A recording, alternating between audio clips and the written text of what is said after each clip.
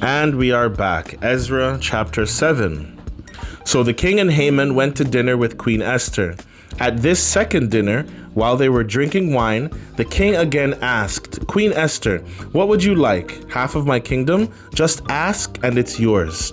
Queen Esther answered, If I have found favor in your eyes, O king, and if it please the king, give me my life and give my people their lives. We've been sold, I and my people, to be destroyed, sold to be massacred, eliminated. If we hadn't just been sold off into slavery, I wouldn't even have brought it up, or troubles wouldn't have been worth bothering the king over. King Xerxes exploded. Who? Where is he? This is monstrous. An enemy, an adversary, this evil Haman, said Esther. Haman was terror-stricken before the king and queen. The king, raging, left his wine and stomped out into the palace garden. Haman stood there pleading with Queen Esther for his life. He could see that the king was finished with him and that he was doomed. As the king came back from the palace garden into the banquet hall, Haman was groveling at the couch on which Esther reclined. The king roared out, Will he even molest the queen while I'm just around the corner? When that word left the king's mouth, all the blood drained from Haman's face. Harbona, one of the eunuchs attending the king, spoke up. Look over there. There's the gallows that Haman had built for Mordecai, who saved the king's life. It's right next to Haman's house, 75 feet high. The king said, Hang him on it. So Haman was hanged on the very gallows that he had built for Mordecai, and the king's hot anger cooled. Esther chapter 8.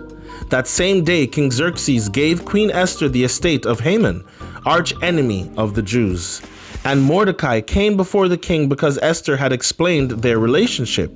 The king took off his signet ring, which he had taken back from Haman, and gave it to Mordecai.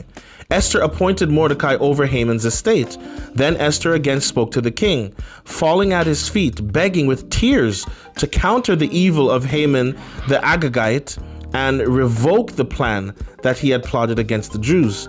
The king extended his gold scepter to Esther. She got to her feet and stood before the king. She said, If it please the king, and he regards me with favor and thinks this is right, and if he has any affection for me at all, let an order be written that cancels the bulletins authorizing the plan of Haman, son of Hammedatha, the Agagite, to annihilate the Jews in all the king's provinces. How can I stand to see this catastrophe wipe out my people? How can I bear to stand by and watch the massacre of my own relatives? King Xerxes said to Queen Esther and Mordecai the Jew, I've given Haman's estate to Esther, and he's been hanged on the gallows because he attacked the Jews. So go ahead now and write whatever you decide on behalf of the Jews. Then seal it with the signet ring, or signet ring. I always pronounce that as signet, but it means sign, because it's spelled the same way. But so I say signet. I don't know if anybody actually says sign it though.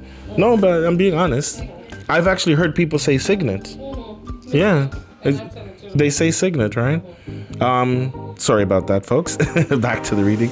An order written in the king's name and sealed with his signet ring is irrevocable. So the king's secretaries were brought in on the 23rd day of the third month, the month of Sivan, and the order regarding the Jews was written word for word as Mordecai dictated, and was addressed to the satraps, governors, and officials of the provinces from India to Ethiopia, 127 provinces in all, to each province in its own script and each people in their own language, including the Jews in their script and language. He wrote under the name of King Xerxes and sealed the order with the royal signet ring. He sent out the bulletins by couriers on horseback, riding the fastest royal steeds bred from the royal stud.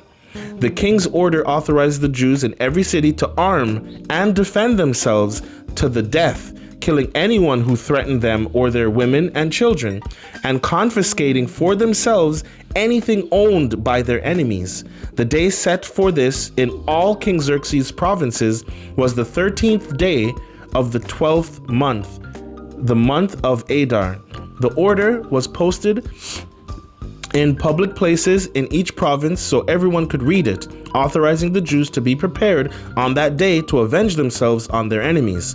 The couriers, fired up by the king's orders, raced off on their royal horses. At the same time, the order was posted in the palace complex of Susa. Mordecai walked out of the king's presence wearing a royal robe of violet and white, a huge gold crown, and a purple cape of fine linen. The city of Susa exploded with joy. For Jews, it was all good times and laughter. They celebrated, they were honored. It was that way all over the country, in every province, every city, when the king's bulletin was posted. The Jews took to the streets in celebration, cheering and feasting. Not only that, but many non-Jews became Jews. Now it was dangerous not to be a Jew. Amen.